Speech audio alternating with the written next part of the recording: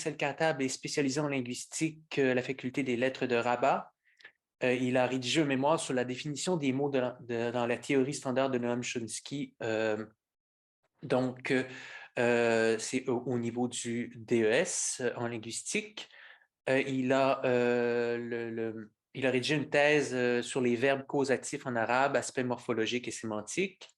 Et en 1990, il a intégré le corps professoral, il a enseigné la syntaxe, la lexicologie, les méthodes de recherche, l'histoire de la linguistique et d'autres disciplines qui relèvent de la linguistique.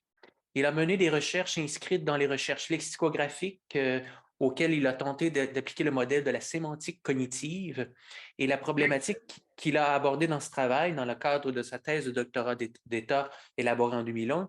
Tout ça, ce travail a consisté à relier un domaine empirique et pratique à un champ théorique qui est la sémantique cognitive. À partir de 2004, les travaux de Driss El-Khattab sont focalisés sur la sémantique de Rastier. Il a été de 2012 à 2019 le directeur du laboratoire sémantique et rhétorique des textes à la faculté des lettres Mohammedia. Il est notamment traducteur des articles et ouvrages de François Rastier, dont ouvrages traduits en arabe, dont Art et sciences du texte et Saussure au futur à paraître cette année en 2022.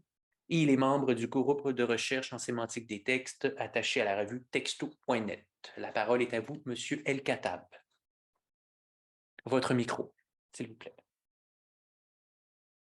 Votre micro, s'il vous plaît. Merci. Vous On m'entendez? vous entend. Oui, on vous entend. Allez-y. Voilà. Merci, Monsieur Eric. Merci pour l'invitation. Et je remercie également François Rastier et je remercie Fatima Batista et les autres collègues qui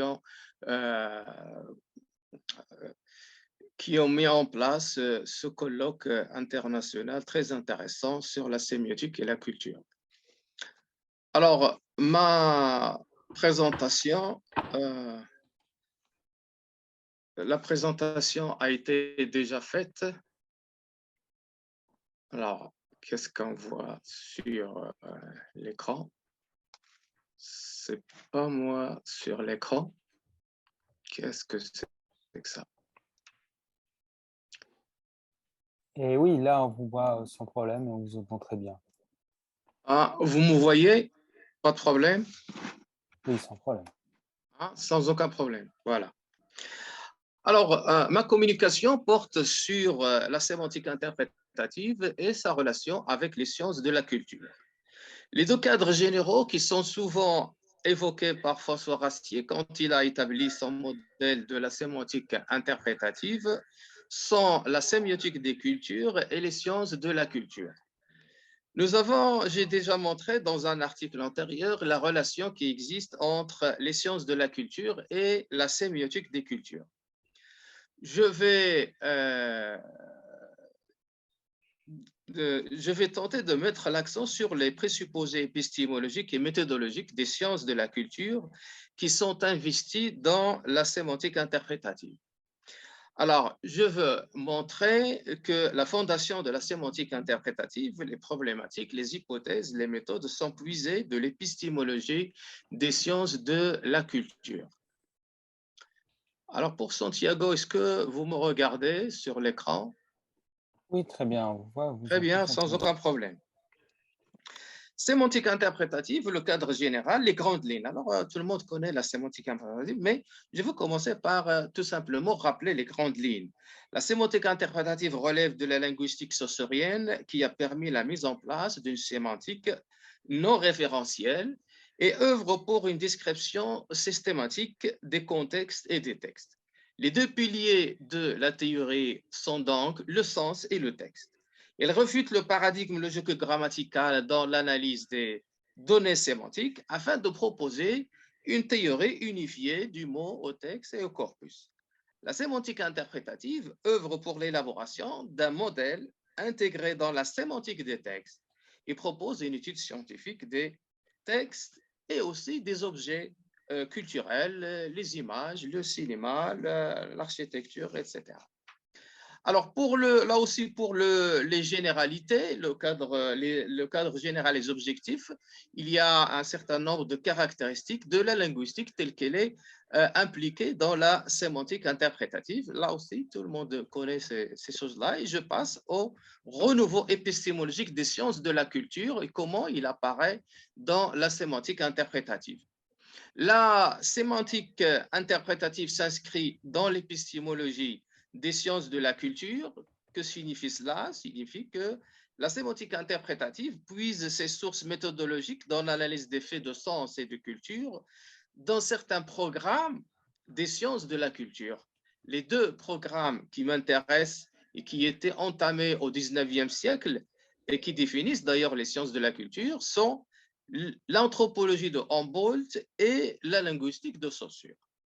Alors, il y a deux grands penseurs qui vont retenir mon attention ici dans cette partie, Saussure et Humboldt, qui ont inauguré les bases épistémologiques des sciences de la culture.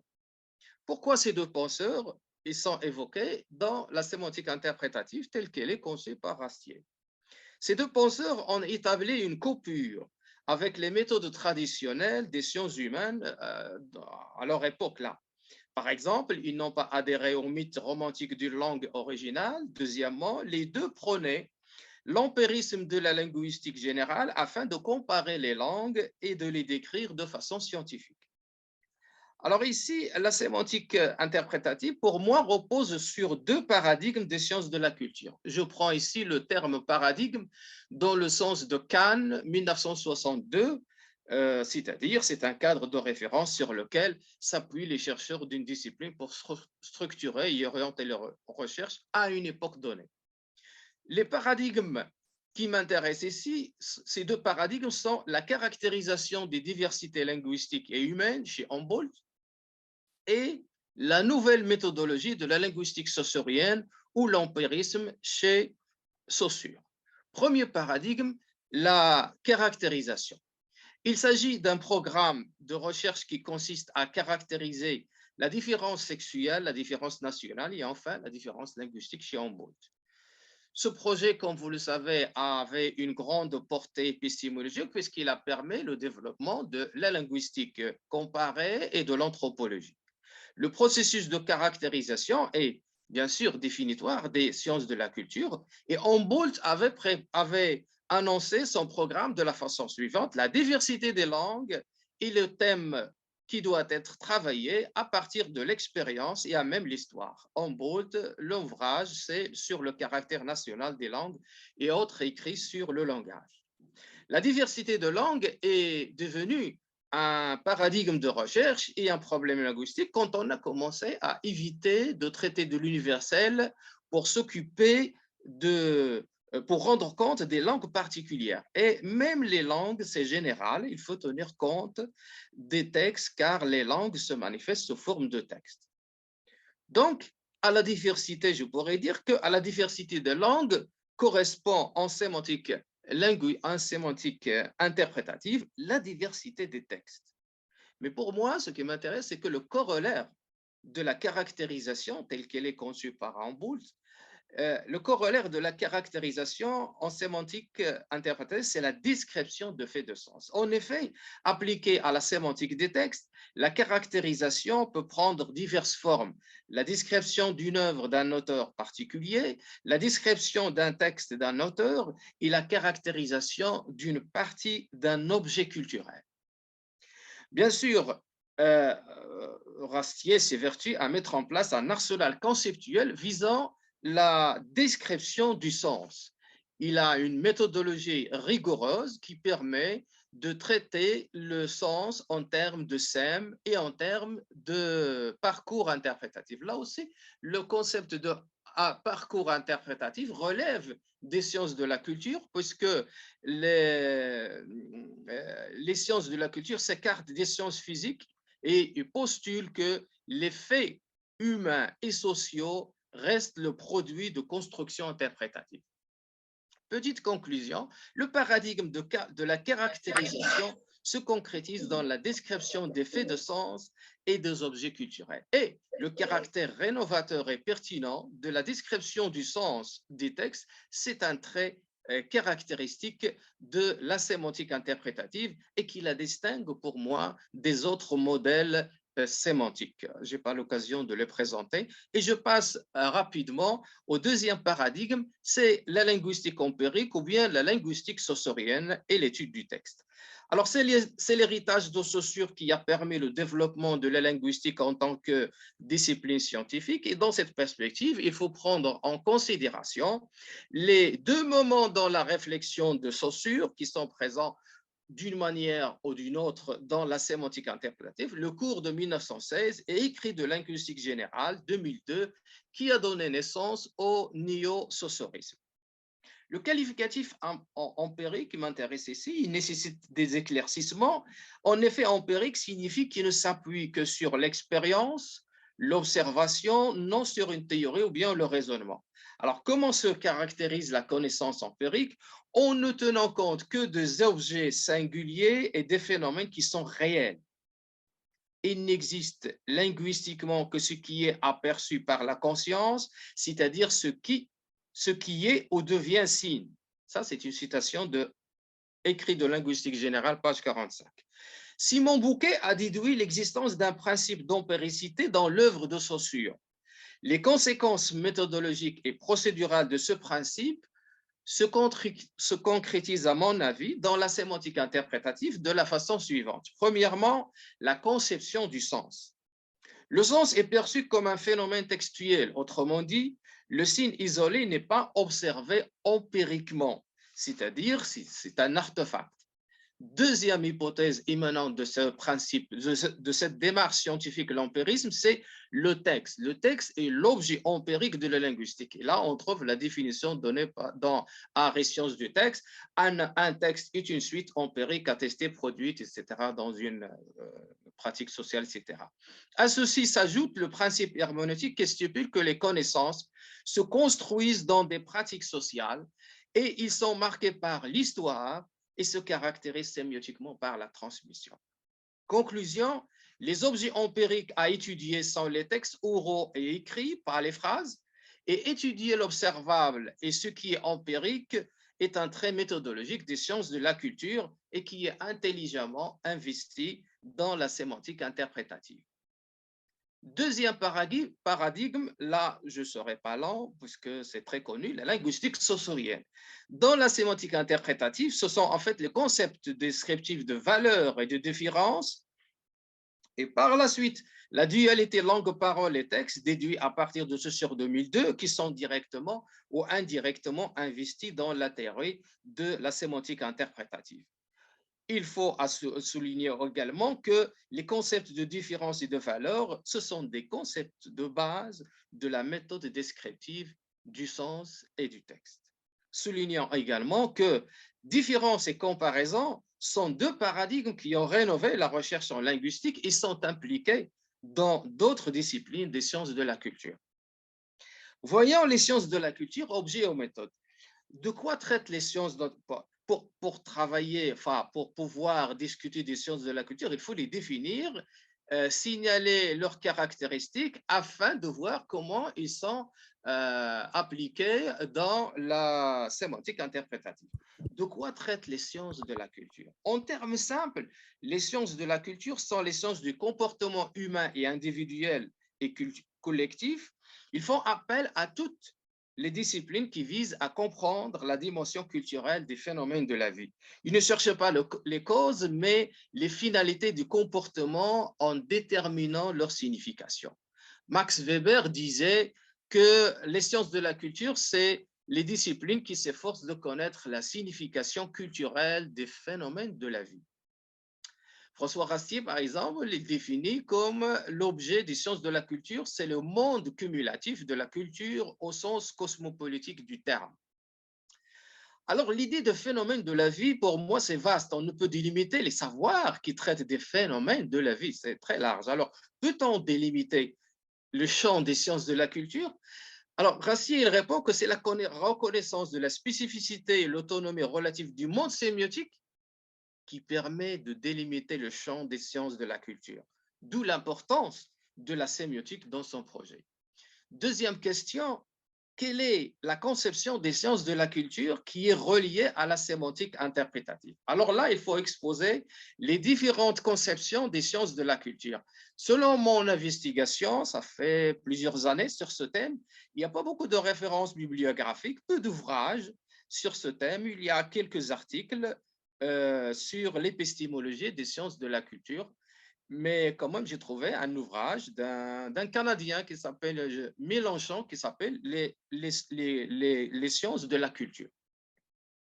Alors, les différentes conceptions, il y en a trois. Moi, je vais me contenter de la dernière.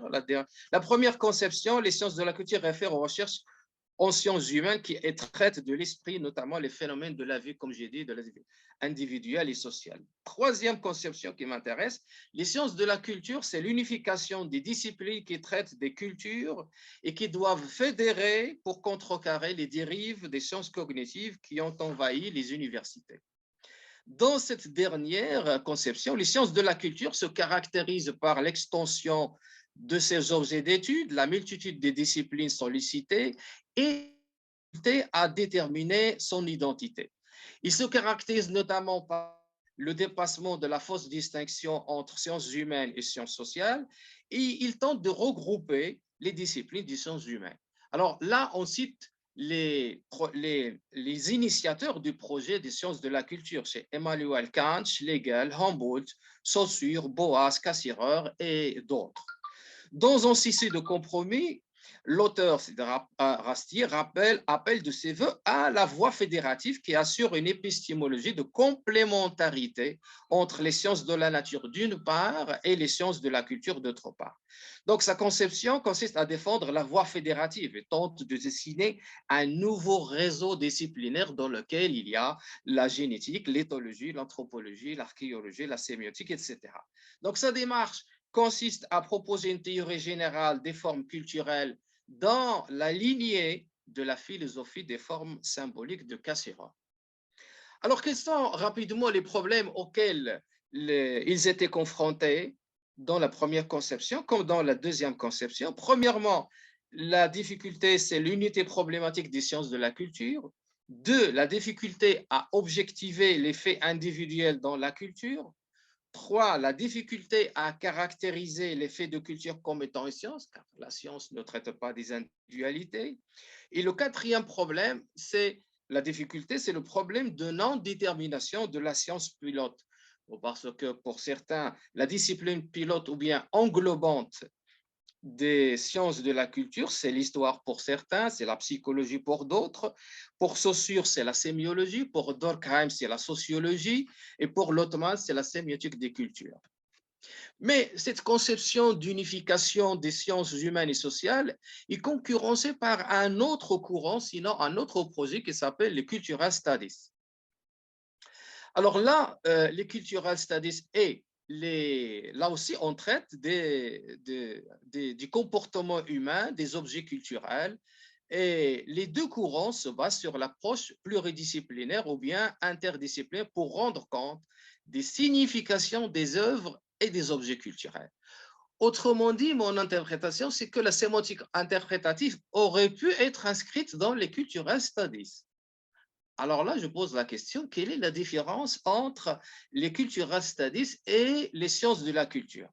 Alors, je vais me contenter de 3 points de convergence et de 3 points de divergence. Les points de convergence, les deux domaines, c'est-à-dire les sciences de la culture et les Cultural Studies, étudier les phénomènes qui sont liés à la culture.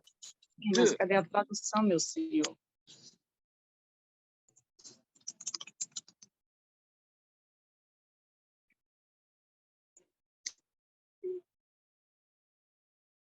Monsieur El-Khattab, votre micro est fermé. Isso no estado da prefeitura do ça va? estado. Ça va? Vous m'entendez? Oui, on vous entend. Voilà. Alors, je continue. J'ai dit le point de convergence entre les deux cadres. Premièrement, les deux domaines étudient les phénomènes qui sont liés à la culture. Les deux s'appuient sur une diversité de disciplines. Et 3, les faits humains et sociaux restent dans les deux cadres le produit de construction interprétative. L'interprétation, c'est une condition de la connaissance. Les points de divergence, les cultural studies n'implique pas les résultats des sciences dures comme la biotechnologie ou bien la génétique. Les cultural studies n'ont pas d'ambition scientifique car ils veulent poursuivre le projet de déconstruction. B. Les cultural studies se caractérisent par l'étude de la culture des masses, alors que les sciences de la culture visent l'homme comme être social et symbolique. 3. Sur le plan historique, les cultural studies ont vu le jour dans les années 60, plus précisément en Angleterre, alors que les sciences de la culture remontent au XVIIIe siècle. Alors, petite conclusion, dans la sémantique interprétative, la référence aux sciences de la culture est constante et récurrente, mais peu, sinon aucune mention des cultural studies, car à mon sens, le cadre unificateur des sciences de la culture dans l'optique de Rastier se réclame de la tradition germanique et française, d'où l'hégémonie de la linguistique et de la sémiotique, plus particulièrement de Saussure et Cassirer. Je résume, il y aurait donc 3 cadres unificateurs des disciplines des sciences humaines: les sciences de la culture, les cultural studies et la sémiotique des cultures en tant que métadiscipline. Voilà. Alors, le dernier point, quelles sont les spécificités des sciences de la culture et comment ils sont appliqués dans la sémantique interprétative? La première spécificité, c'est l'interdisciplinarité. Les différentes disciplines qui forment la sémantique interprétative sont diverses. Ils ne traitent pas du même objet, ils n'ont pas le même objectif, ni les mêmes procédés méthodologiques, mais cela ne pose aucun problème. L'hypothèse de l'auteur est que les études linguistiques des textes confrontés aux défis des sciences de la culture envisagent le décloisonnement des disciplines comme un facteur de renouvellement. Puisque, comme vous pouvez le constater, la sémantique interprétative intègre des outils exogènes pour analyser les conditions de production des textes, leur structure interne et leur textualité. Cependant, il y a un problème, c'est que l'ancrage disciplinaire en usage dans les études académiques et les lieux de recherche est perçu comme indispensable, car il garantit la délimitation d'un objet de savoir. Et ben voilà. Et le décloisonnement ou bien le remembrement des disciplines formant la sémantique interprétative est motivé par un fait très simple, c'est que plusieurs disciplines des sciences humaines traitent du texte. Alors l'auteur annonce que les disciplines du texte sont diverses, mais aucune ne peut prétendre à l'hégémonie.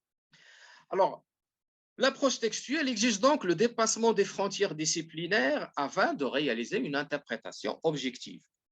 Donc, il y a un autre problème qui s'oppose ici à l'épistémologue. Premier problème, n'y a-t-il pas un risque de dilution des savoirs dans cette entreprise d'unification des disciplines du texte?